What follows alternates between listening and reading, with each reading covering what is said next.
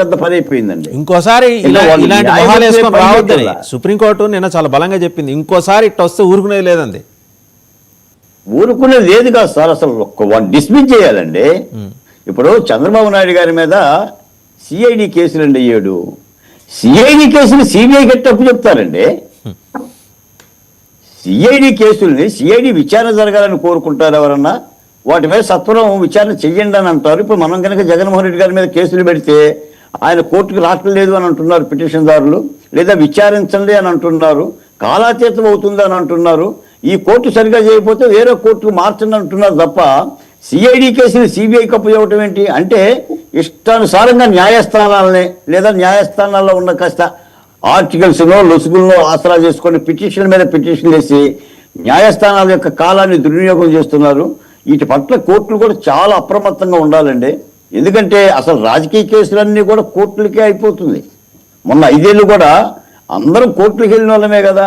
ఇప్పుడు కోర్టు పిలుస్తుంది, ఏదో హెచ్చరిస్తుంది, లేదా కొట్టేస్తుంది, ఓ ముట్టికాయ చేస్తుంది. కాబట్టి న్యాయస్థానాలను దుర్వినియోగం చేస్తున్న ప్రక్రియ కొనసాగుతుంది. నిన్న మరి సుప్రీంకోర్టు ఆ విధంగా మాట్లాడటం అనేది ఒక చెంపపెట్టు లాంటిదే. ఆ విధంగానే చూడాలి.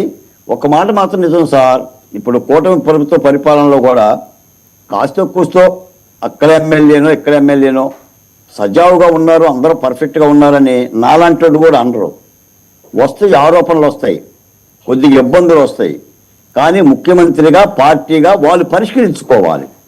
ఇప్పుడు రఘురామకృష్ణరాజు గారు వదలన బొమ్మాలి నిన్ను వదలన్నట్టుగా ఆయన కేసులకు సంబంధించి న్యాయం చేయాలని ఆయన ఎమ్మెల్యేగా గెలిచిన నాటి దగ్గర నుంచి అటు ప్రభుత్వంతో పోరాడుతున్నాడు, న్యాయస్థానాలతో పోరాడుతున్నాడు, అధికారులతో పోరాడుతున్నారు.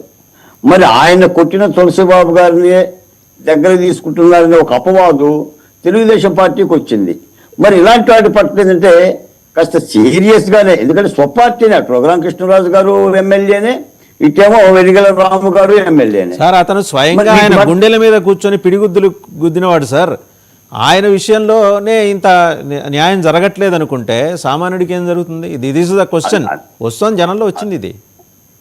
అవును, అందుకని తెలుగుదేశం పార్టీనే బాధ్యత పడి వాళ్ళు ఏదో నిర్ణయం తీసుకున్నట్టుంది. తులసిబాబు అనే వ్యక్తిని చాలా దూరంగా పెట్టాలని చెప్పని గుడివాడ ఎమ్మెల్యే కూడా గట్టిగా చెప్పినట్టున్నారు. ఏదైనా ఇప్పుడు ఒక ఎమ్మెల్యే తప్పు చేసినా, ఒక మంత్రి తప్పు చేసినా, ఇటువంటి ఆరోపణలు చేస్తే అంతిమంగా ఏమవుతుందంటే ప్రభుత్వానికి చుట్టుకుంటుందండి, ప్రభుత్వానికి అపఖ్యాతి అవుతుంది. ఇప్పుడు ఉప ముఖ్యమంత్రి కష్టపడ్డా, ముఖ్యమంత్రి కష్టపడ్డా, దావోస్ వెళ్ళినా, నిధులు తెచ్చినా, ఇన్ని పనులు చేసినా ఇవేంటంటే మచ్చల్లాగా మిగిలిపోతాయి పరిపాలన మీద. ఈ మచ్చలను దుడుచుకోవాలి ఏ పార్టీ అయినా సరే, ఏ పరిపాలకుడైనా సరే. నేను గతంలో కూడా చెప్పా, మళ్ళీ కూడా జగన్మోహన్ రెడ్డి గారి పరిపాలనలో కూడా చాలా మంది మంత్రులు, చాలా మంది ఎమ్మెల్యేలు చాలా మచ్చలు పెట్టారు, సమీక్షించుకోలేకపోయారు. అలాగనే కూటమి ప్రభుత్వం కూడా సమీక్షించుకోవాలి ఎప్పటికప్పుడు. ఇప్పుడు మనం ఒంటి దగ్గరికి వెళ్ళైతే శుభ్రం చేసుకుంటున్నామో పార్టీని కూడా శుభ్రం చేసుకోగలిగితే ఇలాంటి తప్పుడు సంకేతాలు పోవు. తప్పనిసరిగా ఆ దిశగా చర్యలు తీసుకోమని కోరుతామండి. తప్పు చేసిన ఎమ్మెల్యేని భుజం మీదకి ఎక్కించుకోమని గురుమూర్తి గారు కోరరు, నేనో కోరను, ఎవరో కోరరు. అయినా వాళ్ళు కూడా చెప్తున్నారు. నిన్న మన జనసేన పవన్ కళ్యాణ్ గారు లేక కూడా మనం చూసాం కదండి. ఈ వివాదంలో మీరు నిబంధనల ప్రకారంగా మాట్లాడండి, ఎవరు కూడా వ్యక్తిగత అభిప్రాయాలు. మీకు మాట చెప్తాను ఈ సందర్భంగా వాసుదేవ్ గారు, డిబేట్లలో వ్యక్తిగత అభిప్రాయాలు ఉండవండి, ఉంటే పార్టీ అభిప్రాయాలే ఉంటాయి. మనం ఎవరు అండి వ్యక్తిగత అభిప్రాయాలు చెప్పడానికి? మన పంచాంగం చెప్పుకోవడానికి వస్తున్నామా? తెలుగుదేశం పార్టీ అధికార ప్రతినిధి తెలుగుదేశం పార్టీ అభిప్రాయం చెప్పాలి, జనసేన అధికార ప్రతినిధి జనసేన అభిప్రాయం చెప్పాలి, నాలాంటి ఉద్యమ అభిప్రాయం చెప్పాలి, సమాజ అభిప్రాయం చెప్పాలి. మన ఇంట్లో పంచాయతీ కాదు కదా వచ్చింది, నలుగురు ప్రజలకు చెప్పడానికి వచ్చి ఆ పార్టీ ఏమనుకుంటుంది, తప్పు చేస్తే తప్పుని ఎలా సరి తీసుకుంటున్నాం, మంచా చెడ్డ అనేది. ఇప్పుడు మీరు నాకు మాట అన్నారు, సూపర్ 6 పథకాల నుంచి తెలుగుదేశం పార్టీ పూర్తిగా వైదొలిగింది, సూపర్ 6 పథకం మేము అమలు జరపలేము అని చెప్పేసి చంద్రబాబు నాయుడు గారు చెప్పినట్టుగా నిన్న ప్రధానమైన పత్రిక సాక్షి పేపర్లోనే చంద్రబాబు నాయుడు గారికి నోట్లో పెద్ద బైగొట్టం పెట్టేసేసి ఒక బ్యానర్ ఐటమ్ రాశారు. తెలుగుదేశం పార్టీ వాళ్ళు వెంటనే స్పందించేసి దాన్ని ఖండించాలి. ఎందుకంటే గతంలో చేతిలో గొడవలు పెట్టి చంద్రబాబు నాయుడు గారి పేపర్ మీద ఫోటో వేసి రాశారు. నిన్నేమో ఆయన అనన్న మాటల్ని నాకు తెలిసేది నేను విన్నా చంద్రబాబు నాయుడు గారి ఉపన్యాసం. ఆర్థిక ఇబ్బందులు ఉన్నాయి, కష్టాలు ఉన్నాయి, ఆ కష్టాలను చూసుకొని నేను ముందుకు పోతున్నాను, తప్పనిసరిగా మాకు సూపర్ 6 పథకాలు చూసే ఓట్లు వేశారు, అప్పు చేసేది సరే నేను ముందుకు పోతానన్న మాట విన్నాను తప్ప మేము చెయ్యలేదు. జగన్మోహన్ రెడ్డి కూడా అదే అప్పులు చేశాడు కదా, మీరు you have arrived at right point. Jaganmohan Reddy కూడా అదే అప్పులు చేసి బటన్లో తపా నొక్కాడు కదా. అప్పు తప్పదు కదా సార్ వాసుదేవ్ గారు. అప్పు లేకుండా పరిపాలన ఉంటుందని జగన్మోహన్ రెడ్డి గారు చెప్పరు, చంద్రబాబు నాయుడు గారు చెప్పరు, ఏ రాష్ట్రం చెప్పదు. మరి సూపర్ 6 మాట ఏంటి? దాంట్లో ఒకే హామీ స్పష్టంగా ఇప్పటికైతే అమలవుతోంది. మిగిలిన 5 పరిస్థితి ఏంటి? పక్క రాష్ట్రం తెలంగాణ మీకు తెలుసు, they are going to take a decision very shortly. RTC బస్సుల్లో ఆ ఉచిత ప్రయాణాల నిలిపివేసే దిశగా వాళ్ళు నడుస్తున్నారు. వాళ్ళకి అర్థమైపోయింది సినిమా. అక్కడ కార్పొరేషన్ నెత్తి మీద 100 కోట్ల అప్పు ఉంది, వడ్డీలు కడుతున్నారు, దాన్ని బతికించుకోవాలి వాళ్ళు. అలాంటి అమలు కానీ అలవి కాని హామీలు ఎందుకు ఇవ్వటం? వాసుదేవ్ గారు, ఏది అలవి కాని హామీ ఏం కాదు, ఏది అమలు కాని హామీ ఏం కాదు.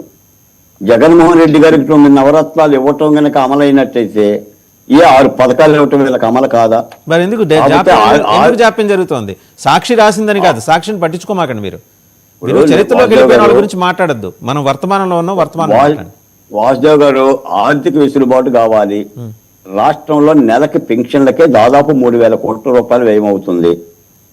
ఇక్కడ ఆదాయం లేదు, గత పరిపాలన సంపాదించింది లేదు. ఆయన చాలా స్పష్టంగా చెప్తున్నాడు ముఖ్యమంత్రి గారు, రాష్ట్రాన్ని గాలిలో పెడుతున్నాను, అభివృద్ధి పదంలో పెడుతున్నాను, తప్పనిసరిగా సూపర్ 6 పథకాలు కూడా అమలు చేసి తీరుతాను అంటున్నాడు. పెన్షన్లు ఇస్తున్నారు, సిలిండర్లు ఇస్తున్నారు, ఇంకా ఇవ్వాలని చెప్తున్నారు తప్ప వాళ్ళు మేము ఇచ్చేసాం మీరు పండుగ చేసుకునే మాట. నేను ఒక మాట చెప్తానండి, రాజకీయ పార్టీలు ఎన్నికలు ఇచ్చిన హామీల నుంచి వెనక్కి పోకూడదండి, పోవు కూడా. అలా పోతే ఆ పార్టీకే ఇబ్బంది అవుతుంది. అది చాలా స్పష్టంగా తెలుగుదేశం పార్టీ ఆ విధానంలో ఉంది. అసలు సంక్షేమ పథకాలను అమలు జరపడంలో, నన్ను ఏ మాట అనలే కానీ, సంక్షేమ పథకాలు అమలు జరపడంలో కాంగ్రెస్ పార్టీ కంటే తెలుగుదేశం పార్టీ ఆది నుంచి ముందులోనే ఉంటుందండి. ముందు కూడా అలా చాలా సంక్షేమ పథకాలు అది అమలు జరిపింది. అది నాకు తెలిసి చంద్రబాబు నాయుడు గారు కూడా సంక్షేమ పథకాలు అమలు చేస్తారు తప్ప చేతులు తీసే కార్యక్రమం అనేది ఎలాంటి పరిస్థితులు చేయరు. కాకపోతే కాలానుచేతంగా కొంత ఆలస్యం జరిగిన మాట యథార్థమే. ప్రజలు కూడా అడుగుతున్నారు, ప్రజలు అడుగుతున్న విషయం కూడా చంద్రబాబు నాయుడు గారికి అర్థమవుతుంది. కాబట్టి ఈ సందర్భంగా మీకు మాట చెప్తాను సార్, ఈ నామినేట్ పోస్టుల గురించి కూడా మీరు ప్రస్తావించారు. ఇప్పుడు జూన్ కల్లా భర్తీ చేస్తాను అని, ఇది మాత్రం చాలా కాలాతీతం అండి.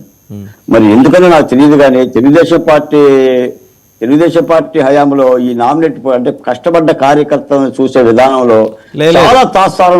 నిన్న ఆయన క్లారిటీ ఇచ్చారండి, క్యూబ్స్ లో ఉన్న వాళ్ళకి ఖచ్చితంగా వాళ్ళని ఐడెంటిఫై చేయండి. సీఎం గారికి క్లారిటీ ఉందండి ఆ విషయంలో. వాళ్ళని ఐడెంటిఫై చేయండి, ఈ 4 ఖచ్చితంగా క్లస్టర్లో ఉండాలి, ఇంకా 2-3 ఉన్నాయి, వాటిలో సభ్యులై ఉండాలి, యాక్టివ్గా ఉండాలి, వాళ్ళనే ప్రపోజ్ చేయండి అని ఎమ్మెల్యేలకు చెప్పారు ఆయన క్లారిటీ. వాళ్ళందరి దగ్గరే ఉన్నారుగా వాసుదేవ్ గారు. కాలాతీతం ఎందుకు అంటున్నా నేను, కార్యకర్తలకి కాలాతీతం ఎందుకు ఏడాది తర్వాత? ఎందుకంటే కార్యకర్త ఆశించేది అదేనండి, నువ్వు క్యూబ్లో ఉండోని చేస్తావో, స్క్వేర్లో ఉండోని చేస్తావో, 4లో ఉండోని చేస్తావో చేసుకోండి, ఆ పార్టీలు ఇష్టం లేదా? వెసులుబాటు ఇవ్వండి సార్. వాళ్ళ కేసులు పెట్టుకునే దాంట్లో బిజీగా ఉన్నారు, సోషల్ మీడియా కేసులు పెట్టుకునేది, కొంచెం వెసులుబాటు ఇవ్వండి. మీరు కూడా కోప్పడితే ఎట్లా పాపం వాళ్ళని? ఇందులో కోపం ఏముంటుందండి, ఆ ప్రభుత్వం దాన్ని చెప్తాం. ఇప్పుడు ఇచ్చుకుంటే కార్యకర్త సంతోషపడతాడు, ఆలస్యం అయితే కార్యకర్త ఇబ్బంది పడతాడు. పైపెచ్చి ఏంటంటే ఇప్పుడు రాజ్యాంగబద్ధమైన ఎస్సీ కమిషను, ఎస్టీ కమిషను, మహిళా కమిషను ఇలాంటి పోస్టులు కూడా ఇంకా భర్తీ కాలేదండి. పరిపాలన ఏడాది అవుతున్నా కూడా రాజ్యాంగబద్ధమైన పోస్టులు కూడా భర్తీ కాకపోతే అది పరిపాలనకు చాలా ఇబ్బంది. మరి ఎందుకు అది భర్తీ అవ్వట్లేదో నాకైతే తెలియదు. కానీ ఏదైనా ప్రభుత్వం సత్వరంగా ఏ నిర్ణయం తీసుకున్నా త్వరితగతి నిర్ణయాలు తీసుకోగలగాలండి. ప్రజలు కూడా ఆ దిశగా ఆయన వెళ్తారని అనుకుందాం. ఒకసారి సుజాత్ గారి దగ్గర, వైసీపీ సుజాత్ గారి దగ్గరికి వెళ్లే ముందు నేను తెలంగాణ మంత్రి శ్రీధర్ బాబు గారు మాట్లాడారు. ఆయన కూడా దావోస్ వెళ్ళారు. చాలా పాజిటివ్గా ఆంధ్రప్రదేశ్ ప్రభుత్వం మీద ఆయన వ్యాఖ్యలు చేశారు.